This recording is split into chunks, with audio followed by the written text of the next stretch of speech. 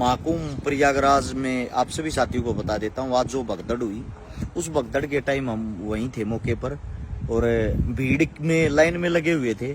भगदड़ का सबसे पहले तो कारण ये था कि भगदड़ के दौरान जो हमारे आदमी हैं वे आपस में है ना इतने मतलब ऐसा काम कर एक दूसरे को धक्का मुक्की भीड़ ज्यादा होने के कारण जिस कारण वह भगदड़ हुई थी डिसबैलेंस हो गए। कुछ आदमी ऐसे हैं जो उड़े जमीन पर सोने लग रहे हैं, जो सोते हुए आदमी हैं वे ज्यादातर कुछ ले गए।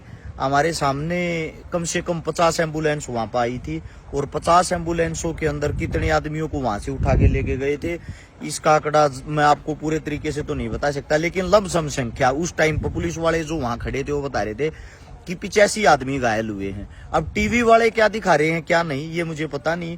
एक ही परिवार के 8 आदमी थे, 8 मगर मेरे हिसाब से 6 पूरे हो लिए थे और जो 2 आदमी थे वो सीरियसली रूपतः हॉस्पिटल के अंदर एडमिट थे।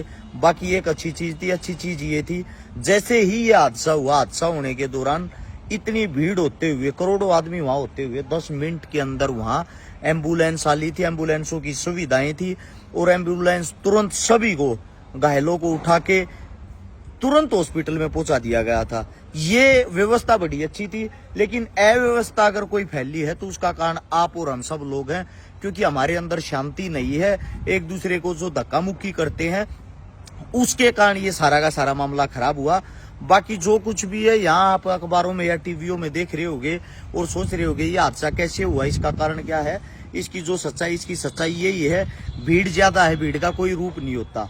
कोई भीड़ में जैसे ये गंगा का किनारा है, इसके यहाँ पर भी आदमी सो रहे हैं, जो आदमी यहाँ पर भी सो रहे हैं ना उनको जब वो भीड़ आपस में धक्का मुक्की हुई तो डिसबैलेंस होकर उनके ऊपर गिर गई और सोए हुए जो आदमी थे उनको कुचल दिया गया। फिर एक दूसरे के ऊपर वो भगदड़ मच गई, भगदड़ में लोग डर गए, डरने के कारण वहां पे माहौल ज्यादा खराब हो गया। लमसम उस टाइम पे जहां पे हम भीड़ के अंदर खड़े थे, हादसा हमारे से मात्र अगर दूर होगा तो मुश्किल से मुश्किल होगा 20 मीटर दूर होगा, 20 मीटर दूर था।